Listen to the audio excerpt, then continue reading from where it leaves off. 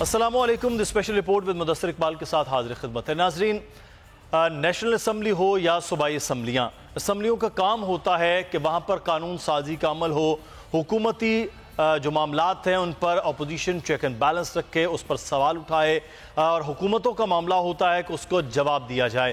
لیکن جب سے یہ الیکشن ہوا، قریب 8 ماہ 7.5 ماہ سے اسمبلیاں وجود میں آئیں، تب سے لے کر ہمیں خاص طور پر نیشنل اسمبلی اور اس کے بعد پنجاب اور سندھ کی اسمبلیز، یہاں پر ایک ہنگامہ آرائی نظر آ رہی ہوتی ہے کہ معاملات اگر قیادت کے خلاف نیب کے کیسز پہ ہوں تو اس کی باز گشت نیشنل اسمبلی کی نظر آ رہی ہوتی ہے، اور حکومت اور نیب کے گٹھ جوڑ کی بات ہو رہی ہوتی ہے. نیشنل اسمبلی ہو یا صوبائی اسمبلی، عوامی معاملات کے حوالے سے، قومی ایشوز کے حوالے سے کیا بات چیت ہونی چاہیے، کیا وہ ہو رہی ہے یا نہیں ہو رہی، یہ قوم اس کا جواب بھی ڈھونڈ رہی ہے، سوال بھی اپنے منتخب نمائندوں سے کر رہی ہے.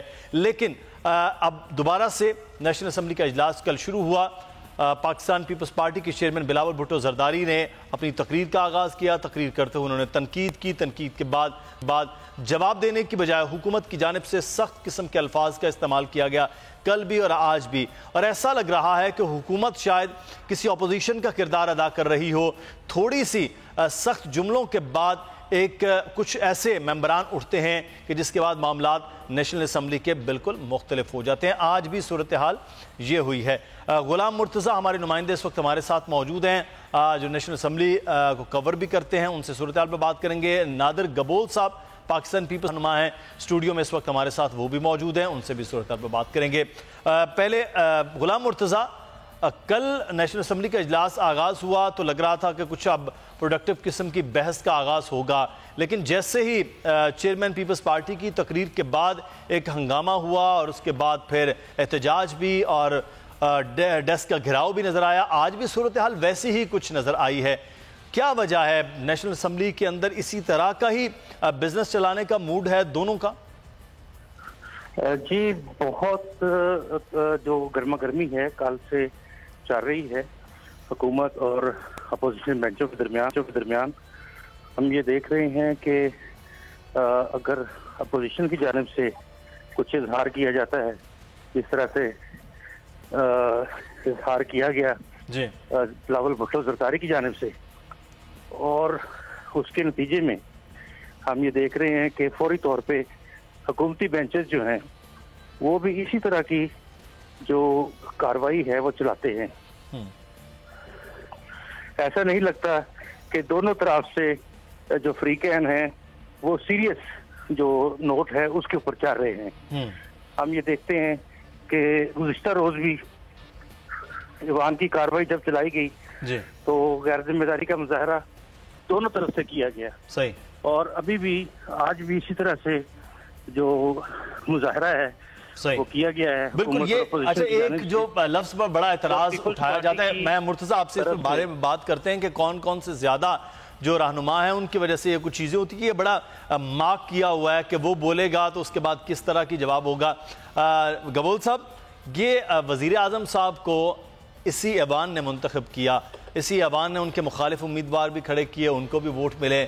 پھر یہ سلیکٹڈ وزیر اعظم کا کیوں ایک لفظ استعمال کر رہے ہیں چیئرمین پاکستان پیپلز پارٹی؟ ووٹ باہر ملے نہیں ملے، اس ایوان کو مقدس جانتی ہے پاکستان پیپلز پارٹی. اس ایوان میں اسی وزیر اعظم کے مد مقابل الیکشن بھی ہوا.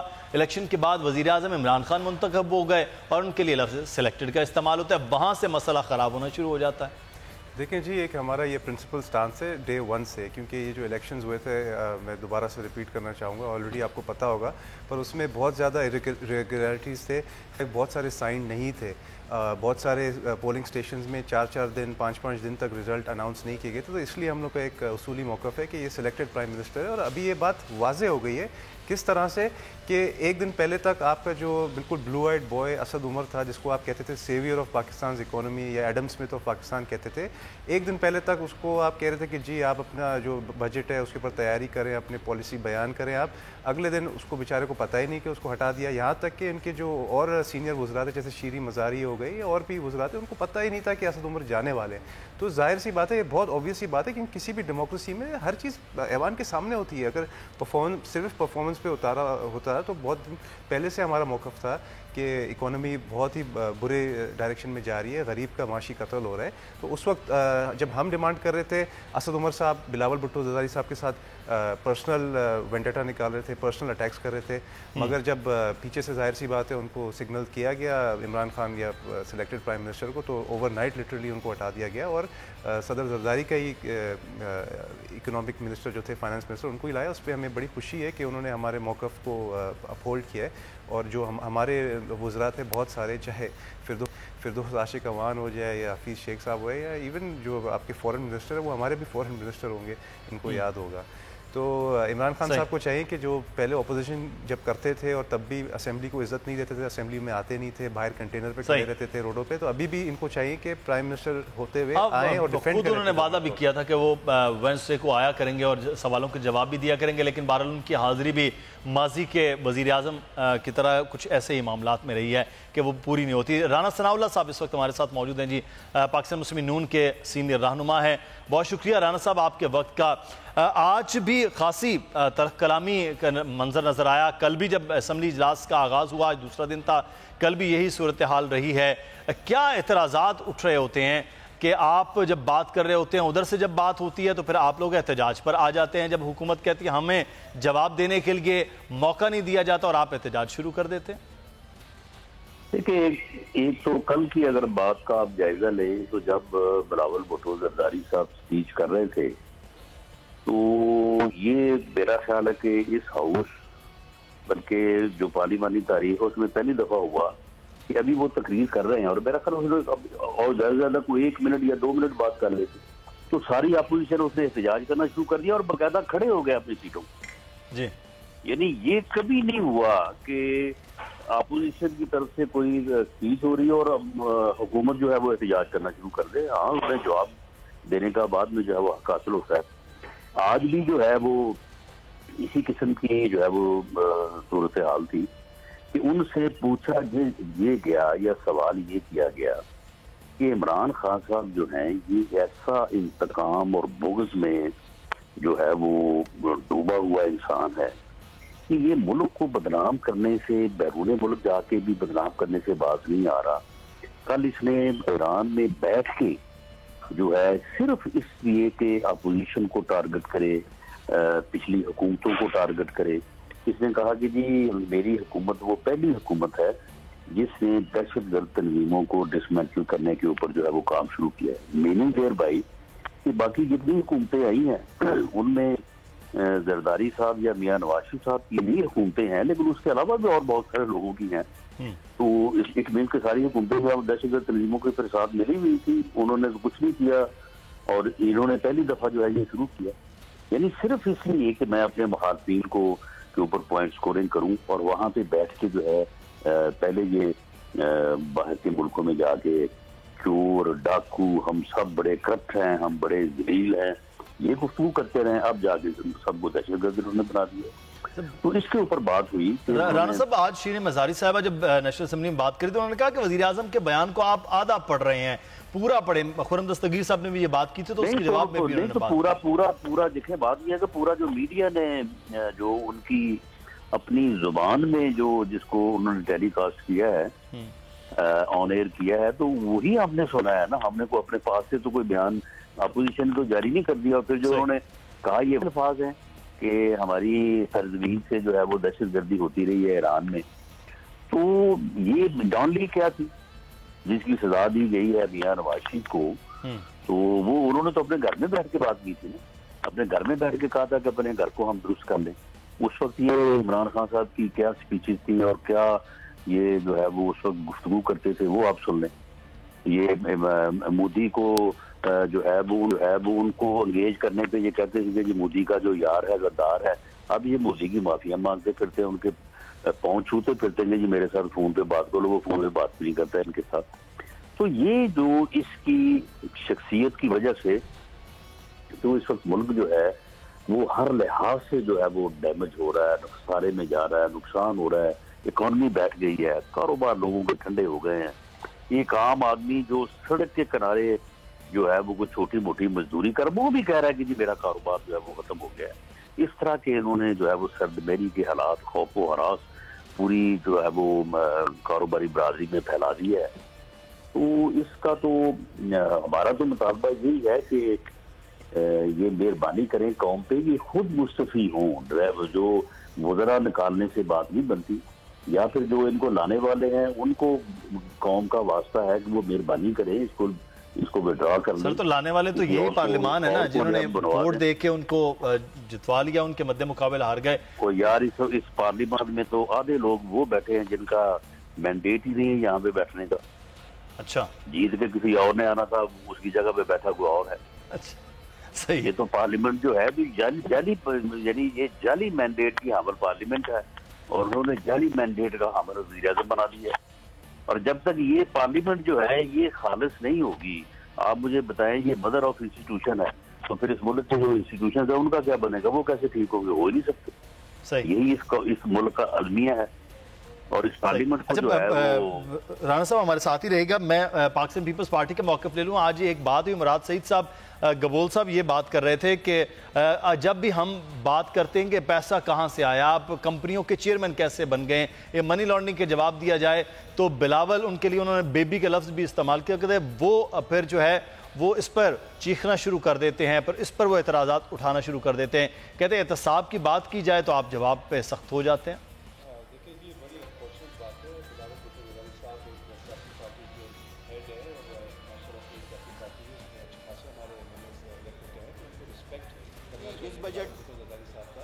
اینڈ اس طرح کے الفاظ نہیں استعمال کرنے چاہیے. جب بلاول بھٹو زرعی صاحب انگلش میں بولتے تھے آپ اس کے اوپر مذاق اڑاتے تھے. آج جب اردو میں انہوں نے بیان کیا یا تقریر کیا ہے تو اب آپ لوگوں کی چیخیں نکلنی شروع ہو گئی ہیں. مراد سعید صاحب سے میں صرف یہ پوچھنا چاہوں گا کہ الیکشن سے پہلے تو بڑے بڑے دعوے کرتے تھے کہ جی جس دن گورنمنٹ ہماری آئے گی اگلے دن ہی پتہ نہیں کتنے ارب روپے ہم لوگ لے کر آئیں گے. تو لائیں نا آپ، کس نے روکا ہے آپ کو؟ ابھی گورنمنٹ آپ کی ہے، ایف آئی اے آپ کی ہے، نیب آپ کے انڈر ہے، آپ کو تو کسی نے نہیں روکا. آپ احتساب کریں، انتقام نہیں کریں. آپ زرداری صاحب کو یا فریال تارکل صاحبہ کو آپ کورٹ بار بار کیوں بلا رہے ہیں؟ پہلے ٹھوس ثبوت لے کر آئیں سامنے. تو کورٹ بلا رہے ہیں نا، تو نیب بلا رہی، حکومت تو نہیں بلا رہی. نہیں، ظاہر سی بات ہے حکومت اور نیب کا سیکرٹ ہینڈ شیک تو ہوتا ہے. آپ ایک انتقام ہی لے رہے ہیں ایک سیاسی لیڈر کے خلاف. ان کی آپ صحت کا تھوڑا سا لحاظ کریں. آپ ان کو تب بلائیں جب آپ کے پاس ٹھوس ثبوت ہو، آپ اور ضروری ہو ان کو بلانا کورٹ کے اندر کہ جی آپ بیان کریں آپ کے خلاف یہ چیز ہمیں ملی ہے.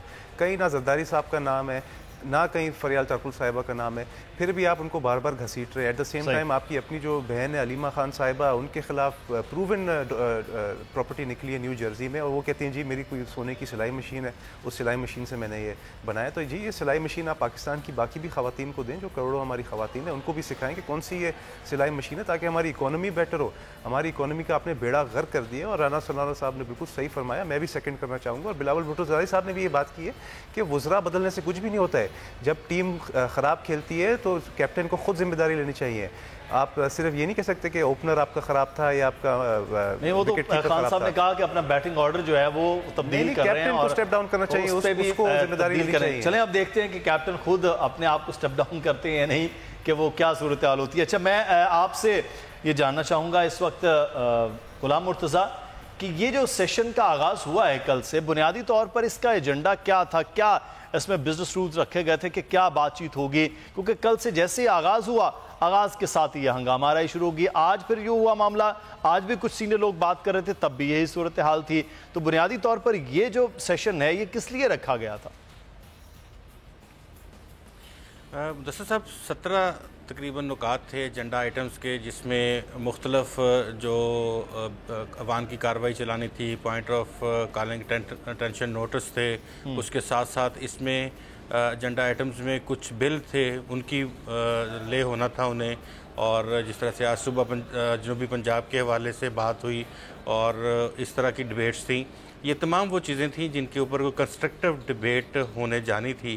اور اس پہ وزیر اعظم نے بھی اعتماد میں لینا تھا اپنے، جو اس سے پہلے انہوں نے ملاقاتیں کی ہیں، جو ابھی تک کا بزنس، کیونکہ یہ پارلیمنٹ کا اجلاس بلایا اس لیے جاتا ہے کہ جو بزنس ان بٹوین پارلیمنٹ کے اجلاس کے درمیان حکومت کرتی ہے، حکومت اپوزیشن کو اعتماد میں لیتی ہے اور بتاتی ہے کہ انہوں نے گزشتہ دنوں میں کیا کیا ہے اور آنے والے دنوں میں ان کی پلاننگ کیا ہے.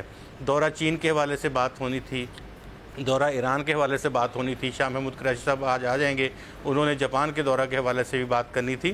تو یہ وہ تمام ایسے بہترین ایشوز ہیں، ملک کے لیے ایشوز ہیں جن کے اوپر بات کرتے ہیں اور آگے بات بڑھتی ہے. لیکن اس جو کل کا جو معاملہ تھا وہ کل تو ہم نے دیکھا کہ چھوٹی سی بات ہوئی، اس کے بعد دونوں طرف سے غیر ذمہ داری کا مظاہرہ کیا جا رہا ہے. ہمیشہ ہوتا یہ ہے کہ اپوزیشن شور ڈالتی ہے اور حکومت کا کام ہوتا ہے کہ وہ جلتی پہ پانی ڈالتی ہے، جلتی پہ تیل نہیں ڈالتی. اس مرتبہ یہ ہو رہا ہے کہ اپوزیشن تو کام ہی شور ڈالنا ہوتا ہے اور وہ ڈالتے ہیں مختلف، اور کبھی پوائنٹس پہ ڈالتے ہیں، کبھی بغیر کسی پوائنٹ کے وہ زور ڈال رہے ہوتے ہیں، شور ڈال رہے ہوتے ہیں. تو یہ ہوتا ہے. لیکن حکومتی جو پارٹی ہے اور ان کے چیف ویپ ہوتے ہیں یا ان کے جو دیگر بڑے لوگ ہوتے ہیں، ان کا کام ہی یہ ہوتا ہے کہ وہ ایک دو لوگوں کو منا کے لاتے ہیں. ہاؤس بزنس ایڈوائزری کمیٹی کا جب اجلاس ہوتا ہے تو اس میں چیزیں طے کر لی جاتی ہیں کہ ان پوائنٹس کے اوپر بات ہوگی، اس کے اوپر اپوزیشن شور ڈالے گی، اس کے اوپر نہیں ڈالے گی. بہت ساری چیزیں میوچلی چل رہی ہوتی ہیں. لیکن کل سے ہم دیکھ رہے ہیں کہ جو رویہ اپوزیشن کا ہے اس سے 4 گنا زیادہ حکومت کے جو لوگ ہیں ان کا رویہ. یہ تو لائیو جو ہے وہ کوریج کے دوران بھی نظر آ رہا تھا کہ حکومت جس کی زیادہ ذمہ داری ہوتی ہے سیشن کو چلانا، وہ شاید اس سے زیادہ غیر ذمہ داری کا مظاہرہ کر رہی تھی جس کی ضرورت بھی نہیں تھی. اچھا مرزا ہمارے ساتھ رہے گا. کابینہ کے اجلاس کے حوالے سے میں چاہوں گا آپ سے خبر لی جائے. رانا ثناء اللہ صاحب سے بھی ہم بات کرنا چاہ رہے تھے کہ رانا ثناء اللہ صاحب چلے گئے، ان کے شکریہ بھی ادا کرتے ہیں.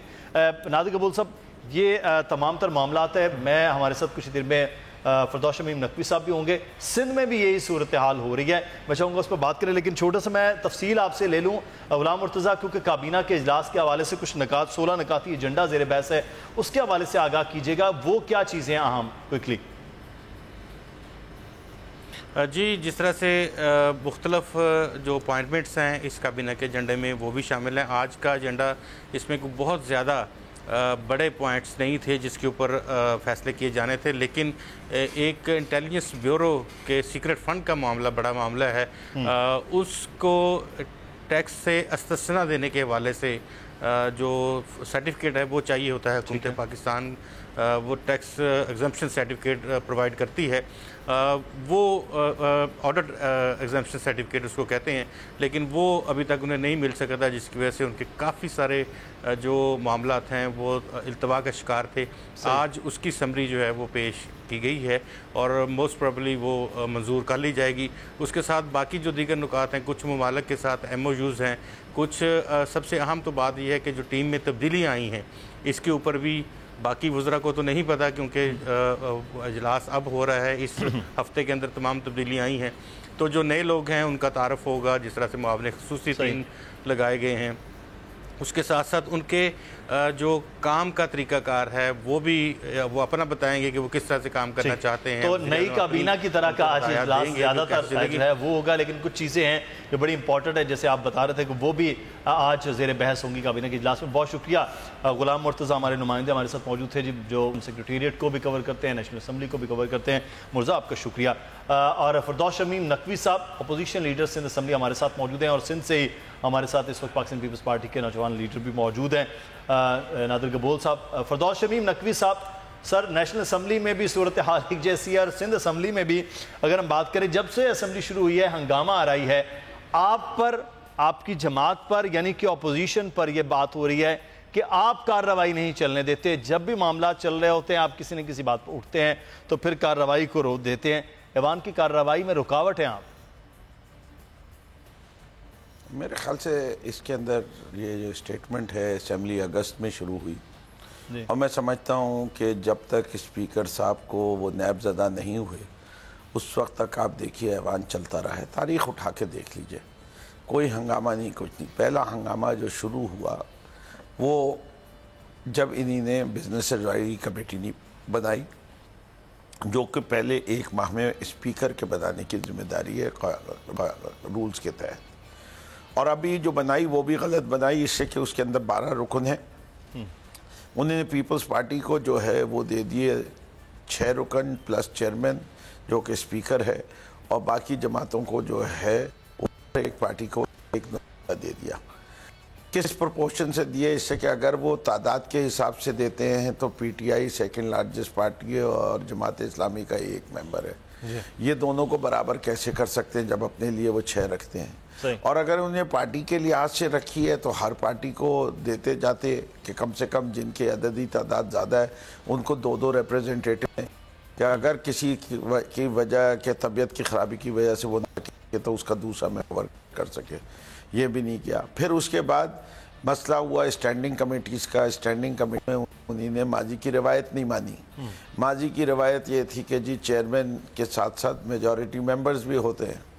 انہوں نے کہا کہ جی ہم نہیں دیں گے آپ کو، آپ نیشنل اسمبلی میں یہ نہیں ہوتا۔ ہم نے کہا ٹھیک ہے جی نیشنل اسمبلی میں پبلک اکاؤنٹس کمیٹی اپوزیشن کی وہ دے دیں، تو وہ کہتے ہیں کہ اور چارٹر آف ڈیموکریسی بھی کہتے ہیں نہیں دیں گے، اس سے کہ یہاں کی روایت نہیں ہے۔ تو اصل میں وہ جو ڈکٹیٹرشپ کا ماحول قائم کیا ہوا ہے مراد علی شاہ صاحب نے کہ میں میجورٹی میں جو میں چاہوں گا وہ دوں گا، جو نہیں چاہوں گا نہیں دوں گا، کر لو جو کر لو، اسی پہ میں جواب بھی جان لیتا ہے۔ گبول صاحب یہ کیا معاملہ ہے کہ یہاں معاملات وہ نہیں ہوں گے جو نیشنل اسمبلی میں، وہاں پہ پبلک اکاؤنٹس کمیٹی اپوزیشن اور یہاں پر اپوزیشن لیڈر کو نہیں ہے، کہ چارٹر آف ڈیموکریسی نہیں ہے، اسٹینڈنگ کمیٹیز ہیں ان کی بھی ممبرشپ کے حوالے سے یہ معاملات، ایسا پھر کیوں کر رہے ہیں آپ؟ دیکھیں جی، جس طرح ہماری پارٹی کا موقف ہے اور میں نے بھی واضح کیا ہے کہ یہ سلیکٹڈ گورنمنٹ ہے، سلیکٹڈ پرائم منسٹر ہے، تو انفارچونیٹلی نیشنل اسمبلی میں تو ہمارے ہاتھ تھوڑے سے ریسٹرکٹڈ ہے۔ ہم شور شرابہ تو کر سکتے ہیں مگر وہاں پہ کیونکہ گورنمنٹ ان کی ہے تو اتنے ہم لوگ ڈیسیجن میکنگ کو انفلوئنس شاید نہیں کر سکتے۔ مگر سندھ میں تو الحمدللہ ہماری گورنمنٹ آئی ہے، ڈیموکریٹکلی الیکٹڈ گورنمنٹ، اور بہت اسٹرانگ گورنمنٹ ہے۔ تقریباً 100 کے قریب ہمارے ایم پی ایز ہیں اور ان کی اپوزیشن کل ملا کے آدھے سے بھی کم ہے ہمارے سے۔ تو یہاں پہ ایٹ لیسٹ ہم چاہیں گے کہ ہاؤس کو اسموتھلی رن کیا جائے، اور ہمیں ایکسپیرینس ہے، ہم نے اس سے پہلے 2 مسلسل سندھ اسمبلی چلائے، ہمیں گورنمنٹ چلانی آتی ہے۔ آپ کے پاس تو بڑی فرینڈلی قسم کی اپوزیشن ایم کیو ایم کی صورت میں ہوتی تھی، تو یہاں تو صورتحال بڑی مختلف ہے، پی ٹی آئی بڑی اگریسو قسم کی اپوزیشن کرنا چاہتی ہے، آپ کا تجربہ پھر ایسی اپوزیشن کے ساتھ تو نہیں رہا؟ نہیں دیکھیں جی، ایم کیو ایم کے بھی آپ کو پتہ ہے اپس اینڈ ڈاؤنز آتے تھے، جب ان کے لیڈر وہاں سے فون کرتے تھے تو یہاں پہ بڑا شور شرابہ بھی کرتے تھے اور چیزیں بھی کاغذات بھی پھاڑتے تھے۔ پی ٹی آئی کا صرف شور شرابے کی بات تھی، ان کو واقعی میں ہاؤس چلانا، اپوزیشن کا بھی کردار ادا کرنا نہیں جانتے ہیں یہ۔ نیشنل اسمبلی میں آپ نے ماضی میں دیکھا تھا کہ اسمبلی کو یہ لانتے دیتے تھے، اسمبلی میں آتے ہی نہیں تھے۔ اب جب یہ سندھ اسمبلی میں آیا تو ہم نہیں چاہتے کہ یہ اس طرح کا ماحول کریٹ کرے کہ ہاؤس کو چلنے ہی نہیں دے۔ ہم نے ہاؤس چلانا ہے، ہم نے عوام کی خدمت کرنی ہے، پبلک سروس کرنی ہے۔ تو ہاؤس تو نہ چلنے والی صورتحال اس وقت چل رہی ہے مسلسل، ہم تو کوشش کر رہے ہیں۔ آپ نے دیکھا پچھلے دنوں ان کی ایک ایم ایم اے کے ان کے ایک ایم پی اے تھے جو اپوزیشن کی ایم پی اے، انہوں نے قرارداد لانے کی کوشش کی تھی، تو سارے پی ٹی آئی کے ایم پی ایز نے مل کے اس بیچارے کے اوپر ہی چڑھائی کر دی۔ جی رشید صاحب کے ساتھ بالکل یہ ہوا۔ اچھا مجھے ایک بریک لینا ہے، فردوس بھی موجود ہیں، ان سے بھی بات کریں گے کہ کوئی بل آپ کی جانب سے نہیں لایا جاتا لیکن شور بہرحال سب سے زیادہ کیا جاتا ہے۔ گبول صاحب بھی ہمارے ساتھ ہیں۔ ناظرین ایک بریک لیتے ہیں، بریک کے بعد واپس آتے ہیں، مزید بات ہو۔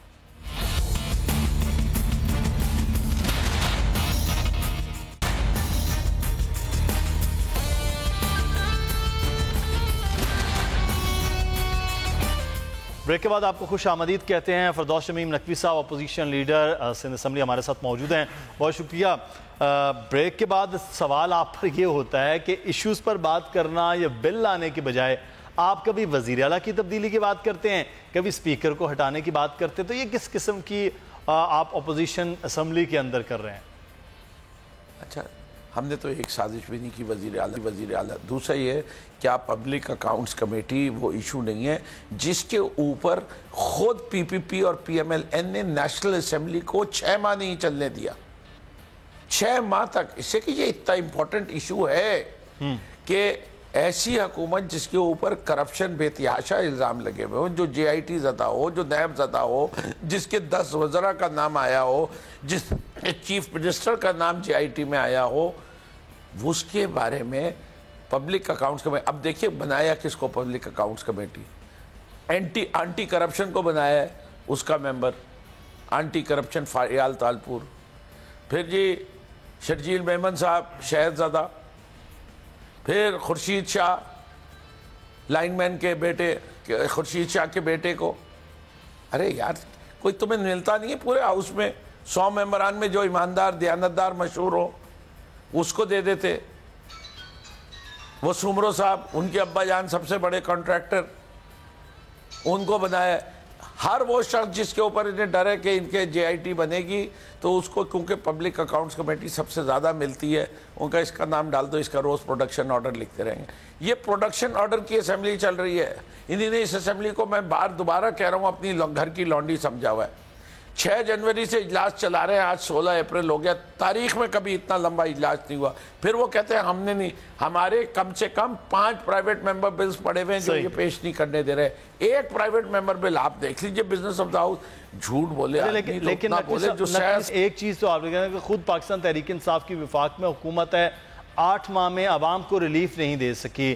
سندھ حکومت کہتی ہے ہم نے تو تھرکول جیسا ایک پروجیکٹ بنایا جس کی آپ نے تعریف تک نہیں کی۔ بولنے کب دیا تھا؟ مائک اوپن کیا تھا جب سے مراد علی شاہ بول رہے تھے، اس سے کہ وہ بولے تو بہت کچھ۔ انہیں کہا کہ ہم نے تھر کے عوام کو، کیونکہ وہاں کوئلہ نکلا ہے، وہاں بجلی کا جو ہے معاف کر دی، کوئی بجلی کا خرچہ نہیں ہوگا۔ ارے بھائی میرے گھوٹکی کے بھائیوں نے جدھر گیس نکلی تھی وہاں کیوں نہیں معاف کیا؟ بدین میں تیل نکلا تھا وہاں کیوں نہیں معاف کیا؟ یہ صرف تھر میں کیوں معاف کیا؟ اس سے کہ تھر کے اندر ایک پرائیویٹ کمپنی چلا رہی تھی، حکومت سندھ کے پاس میجورٹی شیئر ہولڈنگ ضرور ہے، لیکن اس کا سیرا سندھ اینگرو کول مائننگ کمپنی کو جاتا ہے، اینگرو پاور تھر لمیٹڈ کو جاتا ہے، ان پرائیویٹ سیکٹر کی کمپنیوں کو چاہتا ہے جنہی نے پروجیکٹ کے اندر تو نہیں کوئی گڑبڑ ہونے دی، لیکن جو $800 ملین کا انفراسٹرکچر بنا ہے اس میں پوچھیں پاک اویسس نے کتنے پیسے بنائے ہیں، ایک ہی کمپنی کو سارے ٹھیکے دیے گئے۔ یہ کیسے ممکن ہے کہ سندھ کے پانی سے ریلیٹڈ جتنا انفراسٹرکچر کا پروجیکٹ ہے وہ ایک کمپنی کو دیا گیا ہے جس کا عمر جیلانی صاحب مالک ہے، جو پارٹنر ہے ٹپی کے، جو پارٹنر جو ان کو جنہیں دبا کے کک بیک دیا ہے، جن کا ذکر JIT کے اندر آیا ہوا ہے کہ انہی نے پیسے کھلائے ہیں، تو اس کا ذکر کیوں نہیں کیا مراد علی شاہ صاحب نے کہ جی وہ ڈیلیڈ چل رہے ہیں سارے پروجیکٹ۔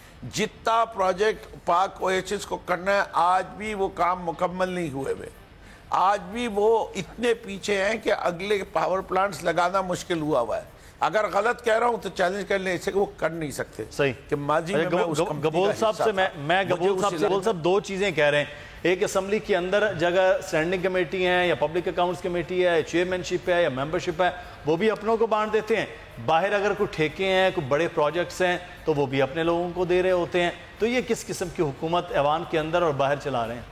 دیکھیں جی، ایوان کے اندر جس طرح میں پہلے بھی فرما رہا تھا، ان کی اپنے آپ روایت دیکھیں کہ ان کا اپوزیشن کا ایک ممبر تھا، ایک وہ بل لانا چاہ رہا تھا، اس کو بھی بیچارے کو انہوں نے چڑھائی کر دی اس کے اوپر، تو ان کے آپ MPS سے کیا ایکسپیکٹ کر سکتے ہیں؟ ان کو تو الف بے ہی نہیں پتہ اسمبلی کے میٹرز کا، کس طرح بزنس رن کرتے ہیں اسمبلی کے اندر۔ تو سر پہلی بار تو سارے آ کے چلا رہے ہوتے ہیں نا، پہلی بار تو کوئی نہ کوئی پہلی بار ہی چلا رہا ہوتا ہے۔ سیکھیں، تھوڑا 1-2 سال سیکھیں، شاید اس کے بعد ہو سکتا ہے ہم ان کو پھر موقع دیں آنے کا۔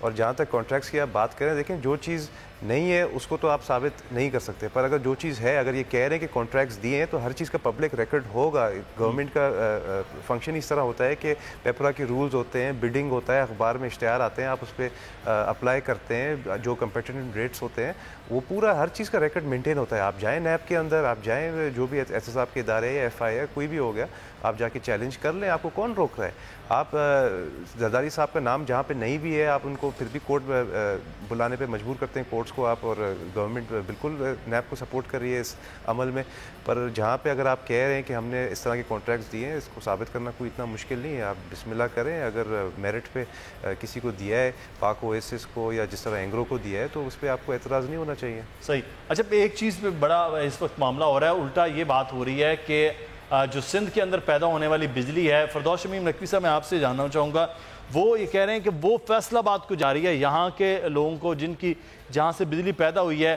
وہاں پر تو لوڈ شیڈنگ کی جا رہی ہے، تو یہ عمل وفاقی، کیونکہ وفاق کے پاس ہے بجلی کا سارا معاملہ، تو یہ تو زیادتی کہیں نہ کہیں تھر کے لوگوں کے ساتھ یا سندھ کے لوگوں کے ساتھ ہو رہی ہے۔ یہ اصل میں دیکھیں بڑی سیدھی سی بات ہے، اب یا تو وہ کہہ دیں وہ پاکستان کا حصہ نہیں ہے، اور اگر پاکستان کا حصہ ہیں تو ان کو کہہ دیں کہ وہ ہائیڈل الیکٹریسٹی بالکل نہیں لیں گے، اس سے کہ سب سے سستی بجلی جو ہے وہ ہائیڈل الیکٹریسٹی ہے، اس کے مکس سے جو ہے وہ بنتا ہے، ہر صوبے کو اس کا شیئر دیا جاتا ہے، یہاں تو کوئی ڈیم کی بجلی نہیں بنتی سندھ کے اندر، تو اس لیے جو باتیں کر رہے ہیں ارباب لطف اللہ صاحب ان کو پتہ نہیں ہے، یہ بجلی بیچی جاتی ہے، کوئی مفت میں نہیں آ رہی، اگر وفاق وہاں فیصل آباد کے لیے بجلی خریدنا بند کر دے تو سندھ میں تو اتنی بجلی کی کھپت نہیں ہوگی جتنی قطر بنا سکتا ہے. پھر کیا کریں گے؟ پھر یہ ہندوستان کو بیچیں گے مودی سرکار کو جا کے. یہ کہنا چاہ رہے ہیں ارے یہ ملک کا خزانہ ہے, یہ سندھ اکیلے کا خزانہ نہیں ہے, یہ ملک کا خزانہ ہے جو سندھ میں نکلا ہے. سندھ کو رائلٹی ملتی ہے اس کی. جو قوانین بنے ہوئے ہیں ملک کے لیے, جدھر جس صوبے میں جو کچھ ملتا ہے. جب سوئی گیس نکلی تھی اس وقت کیوں نہیں بولے تھے کہ ہم یہ سوئی نہیں استعمال کریں گے؟ سوچیں پورا سوئی گیس اگر بلوچستانی صرف استعمال کر رہا ہوتا تو کیا ہوتا؟ آبادی نہیں ہے. تو اس قسم کی باتیں کر کے ملک میں نفرتیں پیدا کر رہے ہیں, لوگوں کو گمراہ کر رہے ہیں. اور یہ سب اس لیے کر رہے ہیں کہ یہ جو کہتے تھے نا پاکستان کھپے, زرداری جس دن میں ریسٹ ہوگا. پاکستان کے جو وسائل ہیں جس طرح سے ایک طریقہ کار ہے, قومی طریقہ کار ہے, اسی کے مطابق ہی ہونے چاہیے بہرحال. لیکن یہ کہ نیشنل اسمبلی ہو یا صوبائی اسمبلی, وہاں پر جو بزنس رولز ہیں وہ ایک طریقے سے چلنے چاہیے. بہت شکریہ فردوس شمیم نقوی صاحب آپ کا. نادر گبول صاحب پاکستان پیپلز پارٹی کے رہنما ہمارے ساتھ موجود تھے. بہت شکریہ نادر گبول صاحب آپ کے وقت کا بھی. آگے بڑھیں گے, ایک اور بڑا اہم معاملہ ہے اور وہ ہے وفاقی حکومت کے اور ہائر ایجوکیشن کمیشن, جسے اسٹوڈنٹس کے لیے زیادہ مشکلات پیدا کر دی ہیں کہ اب اسکالرشپ آپ کو نہیں ملے گی, داخلہ فیسیں زیادہ کر دی گئی ہیں. تو یہ کس قسم کی پالیسی چل رہی ہے, اس صورتحال پر بات کریں گے. ہمارے ساتھ موجود ہیں سینئر ماہر تعلیم, سابق chairman Higher Education Commission doctor Atta ur Rahman صاحب. ڈاکٹر صاحب بہت شکریہ آپ نے ہمیں وقت دیا. یہ کس قسم کی پالیسی اس وقت وفاقی حکومت کی ہو رہی ہے کہ فنڈز میں کمی کی جا رہی ہے ملک میں اعلیٰ تعلیم کی طرف؟ تو اس کا مطلب ہے ماضی کی طرح اس حکومت کی بھی ترجیحات نہیں ہیں. جی شکریہ. بات یہ ہے کہ پچھلے سال جو ہائر ایجوکیشن کمیشن کو پیسے دیے گئے تھے وہ تقریباً 65 ارب روپے تھے.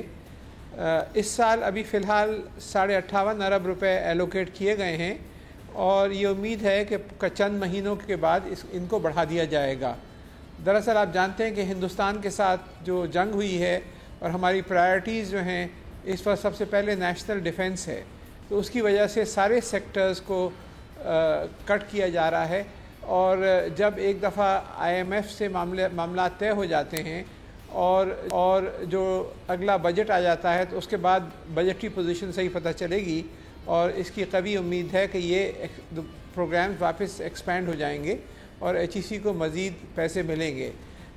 ایک نیا پروگرام شروع کیا گیا ہے, ایک ٹاسک فورس بنایا تھا پرائم منسٹر نے ٹیکنالوجی ڈریون نالج اکانومی کے نام سے. یہ ٹاسک فورس جو ہے اس میں پرائم منسٹر چیئرمین ہیں, میں وائس چیئرمین ہوں اور کئی فیڈرل منسٹرز اس کے ممبرز ہیں, جیسے minister for finance, minister of planning اور کئی منسٹرز. تو اس کے تحت اگلے بجٹ میں تقریباً 25 یا 30 ارب روپے رکھے جا رہے ہیں اور اس میں سے بہت سا جو پیسہ ہے وہ یونیورسٹیز, ریسرچ سینٹرز, وظیفوں کے لیے اور دوسرے جو اخراجات ہوتے ہیں اس کے لیے جائے گا. تو یہ ایڈیشنل پیسہ ہے جو ایک الگ فنڈ کے ذریعے یونیورسٹیز کو ملے گا. صحیح. اچھا ڈاکٹر صاحب ایک چیز آپ سے یہاں پر یہ جاننا چاہوں گا, ایک طرف داخلہ فیس بڑھ رہی ہے, دوسری طرف اسکالرشپس ختم ہو رہی ہیں, تو ایک عام آدمی جسے غریب آدمی کہا جاتا ہے اس کا بچہ تو پبلک سیکٹر کی یونیورسٹیز میں بھی نہیں پڑھ سکے گا. یہ ایک بہت بڑا مسئلہ ہے. فیسیں جو ہیں یونیورسٹیز میں وہ تو زیادہ نہیں بڑھنی چاہیے, ورنہ پھر وہ یونیورسٹیز صرف امیروں کے لیے محدود ہو جائیں گی. تو اسی لیے جب میں چیئرمین تھا ایچ ای سی کا تو ہماری پالیسی یہ تھی کہ فیسیں کم سے کم رکھو تاکہ عام آدمی کی رسائی ہو سکے یونیورسٹیز میں. فیسیں کتنی بڑھائی جاتی ہیں یہ ڈپینڈ کرتا ہے یونیورسٹیز کے اوپر, اس کا ایچ ای سی سے کوئی تعلق نہیں ہے, کیونکہ ساری یونیورسٹیز جو ہیں وہ خود مختار ادارے ہوتے ہیں اور اپنے وہ سنڈیکیٹ اور سینیٹ کے ذریعے جو فیصلے کرتے ہیں ان پر عمل درآمد ہوتا ہے. تو یہ اب ایک دفعہ فنڈنگ کا معاملہ سامنے آ جائے گا کہ کتنے فنڈز مل رہے ہیں یونیورسٹیز کو, اس کے بعد یونیورسٹیز طے کریں گی کہ کس حد تک فیس بڑھائی جائے. میری رائے میں 10 یا 15% سے زیادہ فیس نہیں بڑھنی چاہیے. اس کے ساتھ ساتھ ایچ ای سی کا سب سے زیادہ زور ہونا چاہیے وظیفوں پر, نہ صرف پاکستان کے اندر وظیفوں پہ بلکہ باہر بچے جو وظیفے پہ جاتے ہیں کم از کم 2 سے 3 ہزار اسٹوڈنٹس کو ہر سال جانا چاہیے چوٹی کی یونیورسٹیز میں, کیونکہ پچھلے 10 سال میں آپ نے یہ دیکھا کہ یونیورسٹیز کا پھیلاؤ تو بہت بڑا ہے, تقریباً 200 یونیورسٹیز ہو گئی ہیں پاکستان میں, لیکن فیکلٹی اس حساب سے نہیں بڑھی، جس کی وجہ سے ہر 100 اسٹوڈنٹ پہ ایک P H D level faculty member ہے، جبکہ ہر 20 اسٹوڈنٹ پہ ایک P H D level faculty member ہونا چاہیے، یعنی کم از کم 50,000 یا 60,000 پی ایچ ڈیز کی تو ہمیں آج ضرورت ہے۔ تو ایچ ای سی کو چاہیے کہ سب سے زیادہ زور اپنے پروگراموں میں اسکالرشپ۔ لیکن دوسری جانب ڈاکٹر صاحب ہے کہ نئی عمارتیں بھی اب نہیں بنائی جائیں گی اور داخلہ فیس بڑھ رہی ہے، اسکالرشپ جیسے آپ کہہ ہونی چاہیے لیکن اسکالرشپس نہیں ہو رہی ہیں، تو حکومتی یہی پالیسی چلیں گی یا اگلے آنے والے وقت میں کچھ تبدیلی اور بہتری ہو سکتی ہے؟ مجھے یقین ہے کہ کیونکہ جو گورنمنٹ ہے اس وقت، اس کی سب سے اعلیٰ ترجیح جو رہی ہے وہ تعلیم اور صحت ہی کی رہی ہے، پی ٹی آئی کی، اور انہوں نے اس کا بار بار وعدہ کیا ہے۔ تو اب جیسے ہی فائنینشیل سچویشن ذرا آسانیاں پیدا ہوں گی تو یہ پھر جو اس وقت ہم 2.5% کے قریب جو جی ڈی پی کا چلے کسی بہتری کی امید کی جا سکتی ہے کہ اب حکومت وہ کرے، لیکن یہ جو اب صورتحال ہے، جو پالیسی ہے، وہ بہرحال بہت خطرناک ہے۔ بہت شکریہ ڈاکٹر عطاء الرحمان صاحب ہمارے ساتھ موجود تھے۔ ایک طرف کتاب دور ہو رہی ہے طالب علم سے، دوسرا آج کتاب کا عالمی دن منایا جا رہا ہے، اور اسی صورتحال پہ بات کریں گے۔ ہمارے ساتھ موجود ہیں اب مشہور محقق بھی ہیں، شاعر بھی ہیں، عقیل عباس جعفری صاحب، اور مدیر اعلیٰ ہیں اردو لغت بورڈ کے۔ بہت شکریہ جعفری صاحب آپ کے وقت کا۔ آج کتاب کا عالمی دن ہے، کتاب شاید ہم سے دور ہو گئی ہے یا ہم کتاب سے دور ہو گئے ہیں۔ آج کے دن آپ کو کیا لگتا ہے ہمارے اس وقت جو صورتحال ہے نوجوانوں کا یا پڑھے لکھے لوگوں کا، کتاب واقعی ہم سے دور ہے یا ہم دور ہو گئے؟ کتاب تو دیکھیے پاکستانی جو معاشرہ ہے اس میں تو کبھی بھی مسئلہ نہیں رہا لوگوں کا، اور ہمیشہ ہم لوگ کتاب سے دور ہی رہے۔ ہم تو ایک کتاب دشمن معاشرے میں ہی پیدا ہوئے، اور اب یہ جو ایک بہانہ کیا جاتا ہے نا کہ انٹرنیٹ کی وجہ سے یا ٹیکنالوجی کی وجہ سے اور سوشل میڈیا کی وجہ سے لوگ کتاب سے دور ہو رہے ہیں، یہ تو ایک عذر لنگ میں تو سمجھتا ہوں اس کو۔ جس کو کتاب سے محبت تھی وہ آج سے 50 سال بعد پہلے بھی تھی اور اب سے 50 سال بعد بھی ہوگی۔ تو کتاب سے محبت جو لوگ کرتے ہیں وہ چونکہ ہیں ہی بہت کم اور بہت گنے چنے لوگ ہیں، تو اس لیے ہمیں یہ لگتا ہے کہ ہم کتاب سے دور ہو گئے ہیں۔ کتاب سے جو کتاب سے محبت کرنے والے ہیں وہ کبھی کتاب سے دور نہیں ہو سکتے۔ اور جو یہ آپ سوشل میڈیا آپ دیکھ رہے ہیں، جو انٹرنیٹ دیکھ رہے ہیں، یہ بھی تو کتاب کی ایک بائی پروڈکٹ ہے نا۔ انٹرنیٹ کہاں سے وجود میں آ گیا، کمپیوٹر کہاں سے آ گیا؟ اگر کتاب نہ ہوتی تو کمپیوٹر کہاں سے آتا، انٹرنیٹ کہاں سے آتا، فیس بک اور ٹویٹر کہاں سے آتا؟ یہ سب کتاب سے ہی وجود میں آئے۔ تو یہ کہنا کہ کتاب سے ہم دور ہو گئے، کتاب ختم ہو گئی، بالکل ایک ایسی بات ہے کہ جو میں تو کم از کم اس پہ یقین نہیں کرتا۔ صحیح۔ تو ہم معاشرہ جو ہے، آپ نے بڑا ایک اہم پوائنٹ بولا کہ شاید کتاب دشمن ہی رہے ہیں، کتاب سے اس طرح سے محبت بہت کم، لوگوں کی تعداد بہت کم رہی ہے جہاں پر، اور مجھے وہ ایک جملہ کسی کے یاد آ رہا ہے کہ جس ملک میں فٹ پاتھ پر کتابیں ہمیں نظر آتی ہیں، اتوار بازاروں کے اندر کے پڑی ہوتی ہیں اور شوکیس میں جوتے سجائے جاتے ہیں، پھر اس قوم کے مقدر میں جوتے ہیں یا کتابیں اس قوم کو خود فیصلہ کریں۔ بہت شکریہ عقیل عباس جعفری صاحب ہمارے ساتھ موجود تھے۔ کتاب کی اہمیت اور کتاب کے 2 بڑے میلے اس وقت اسلام آباد میں ہیں اور لاہور میں ہیں۔ جائیے، اپنے بچوں کو ضرور ساتھ لے کے جائیے، کتابوں سے ان کی دوستی اور محبت کو بڑھائیے، کیونکہ کتاب سے بہترین کوئی دوست آپ کا ہو نہیں سکتا۔ مدثر اقبال کو اجازت دیجیے، کل پھر حاضر ہوں گے۔ اللہ حافظ۔